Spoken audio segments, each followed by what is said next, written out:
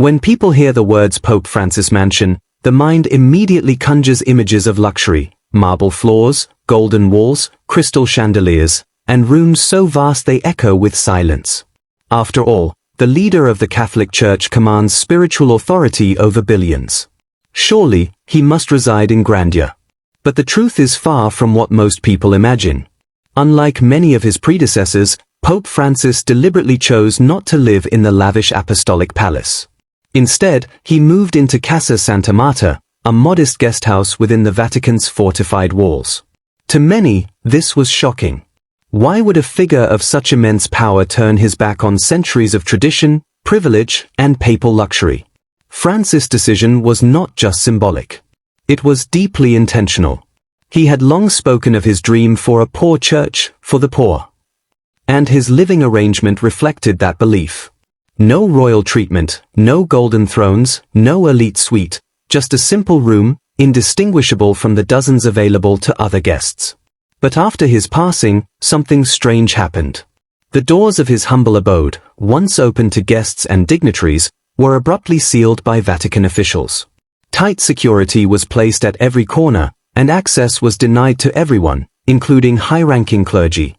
No public explanation was given. No press release. Just silence and suspicion. Why seal a guesthouse with such urgency? What could possibly be inside that required this level of protection? Many dismissed it as routine, a standard part of Vatican protocol when a pope passes away. But others weren't convinced. The secrecy surrounding the closure raised red flags. Was this really about preserving his personal items? Or was the Vatican trying to keep something hidden, something potentially explosive? Because what Pope Francis left behind wasn't just a collection of books, robes, or religious texts. According to whispers within the Vatican, it could be something far more powerful: hidden documents, confidential letters, private correspondences that may contain blueprints for a transformed church. A church that Pope Francis envisioned, but never had the time to fully implement. The man known as the People's Pope lived modestly and moved with the common people. From the moment he became Pope, he distanced himself from traditional displays of opulence. He washed the feet of prisoners, embraced the poor, and urged the church to prioritize compassion over control. But behind this humble image, there may have been a strategic mastermind, someone who saw the road ahead and realized that quiet, thoughtful planning was the only way to survive resistance from powerful traditionalists inside the Vatican. Insiders say Casa Santa Marta wasn't just a place of rest. It was a command center. A place where handwritten letters, confidential discussions, and plans for future reforms were crafted. Some sources claim Pope Francis didn't merely talk about change, he mapped it out, piece by piece, in ways he couldn't always express publicly. Among those whispered plans was the mention of a name that now carries heavy weight: Luis Antonio Tagle. Tagle, a cardinal from the Philippines, had long been close to Pope Francis. The two shared not only cultural humility but also a common vision for a church grounded in empathy, inclusion, and modern relevance. Unlike the political maneuvering seen in some church circles, their bond was quiet and genuine. And now, his name is surfacing again and again, possibly at the center of a secret succession plan. Traditionally, popes are not supposed to name their successors. It's a rule deeply embedded in Catholic history. But Pope Francis had always shown a willingness to bend, or even break, tradition in the name of reform. Now, with the sudden sealing of his quarters and rumors of confidential documents inside, people are starting to ask, did Pope Francis quietly choose Tagle to carry his legacy forward? And if so, why keep it a secret?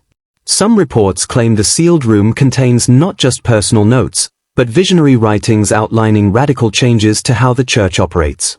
These writings may include calls for greater inclusion of women, modernization of church doctrine, and bold restructuring of leadership roles within the Vatican. If true, this isn't just about change. It's about revolution, one that could shake the foundation of the Catholic institution. And this is where things get more complicated. Because not everyone within the church is eager for change.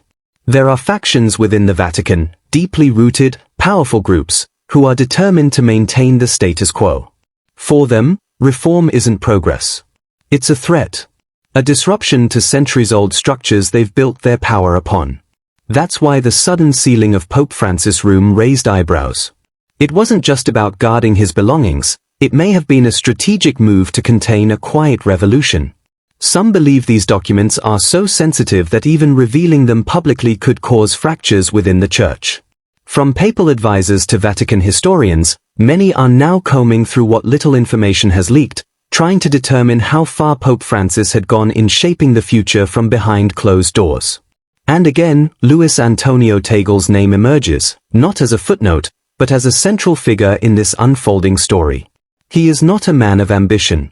He has never been one to seek headlines or display authority. But perhaps that is exactly why Francis trusted him. Tagle's humility mirrors that of his mentor. His service in the Philippines, his advocacy for the poor, and his thoughtful, empathetic leadership style make him a natural continuation of the Francis era. But if he was truly chosen as the future leader, then Tagle's journey ahead will not be easy. He is stepping into a firestorm, a conflict between reform and resistance, between innovation and tradition. Every move he makes will be watched, judged, and potentially opposed by the very institution he's meant to lead. The Vatican is not just a spiritual center. It's a political and cultural powerhouse with centuries of unshaken authority. Changing it is not just hard, it's dangerous.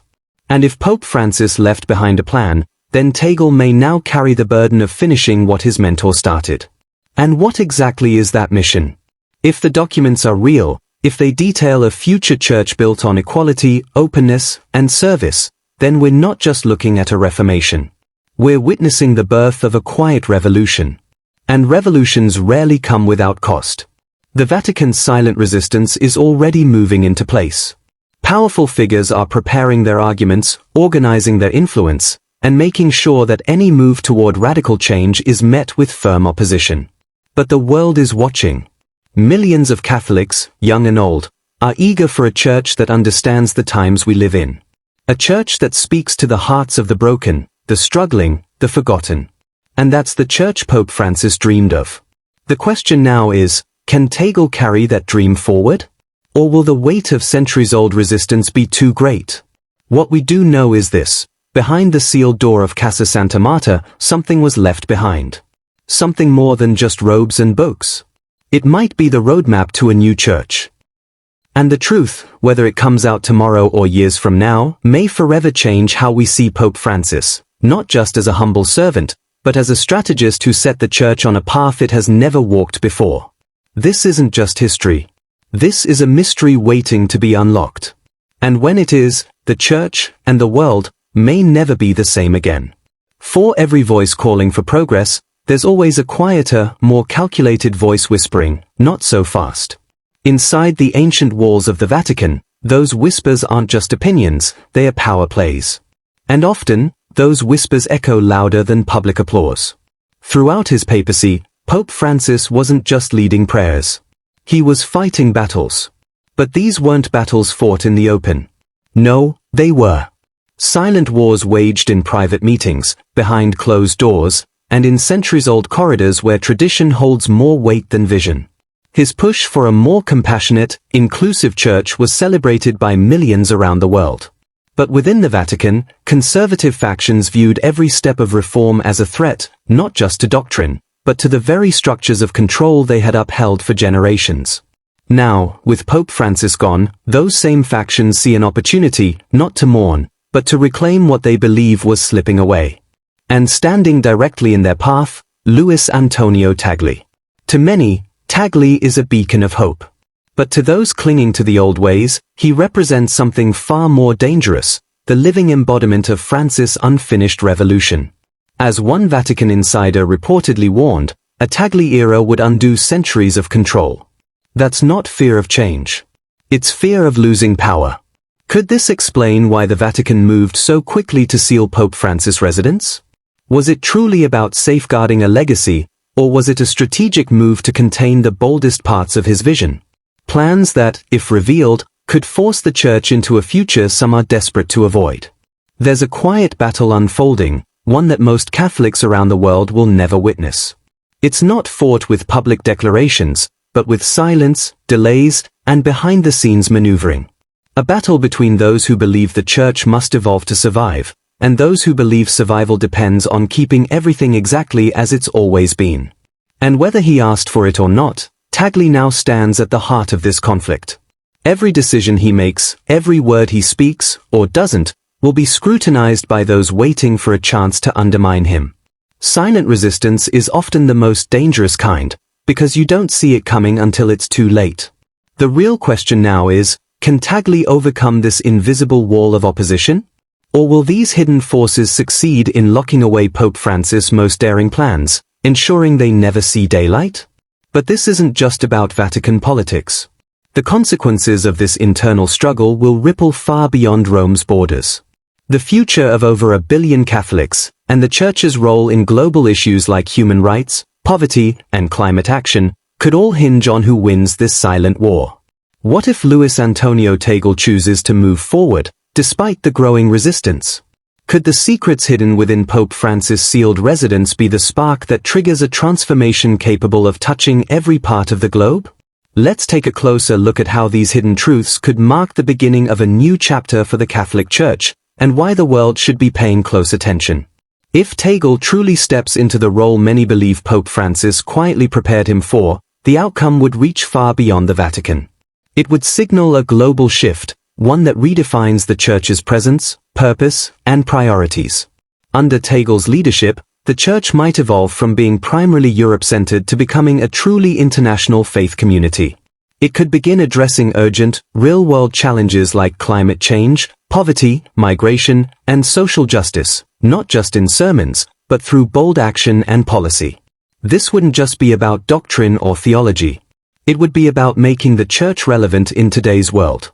As one observer noted, this is more than a religious transition, it's a cultural and societal one. We could see a Catholic Church more open to interfaith dialogue, human rights, and conversations around inclusion and equality, areas that have long remained sensitive or avoided. But such bold moves would surely spark debate and disagreement. Political leaders, conservative groups, and traditional factions within the Church might resist, fearing the loss of long-held customs and structures. And yet, maybe this was Francis' vision all along, to quietly prepare a successor who wouldn't simply maintain the system, but reshape it. If that's the case, then the secrets in the sealed residence aren't just historical documents. They may be a carefully designed roadmap for global renewal. Now, with more people asking questions and speculations gaining momentum, we're left with a crucial thought. Is Tagle ready to carry that vision forward? What lies ahead? The mansion remains sealed. The secrets are hidden, for now. But the effects of what was discovered inside are already rippling through the Church. All eyes are on Tagle, who has yet to address the matter directly.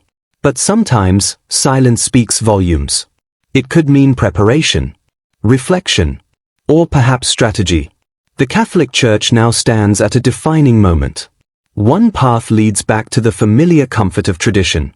The other leads toward bold transformation, a church that engages directly with today's complex world. As one Vatican expert put it, this isn't just about who leads next. It's about the future of the Church's identity and mission. So what happens next? Will Tagle step forward as the leader Francis quietly envisioned, or will powerful opposition keep those plans buried? One thing is certain, whatever was found in Pope Francis' sealed residence, it's already changing everything.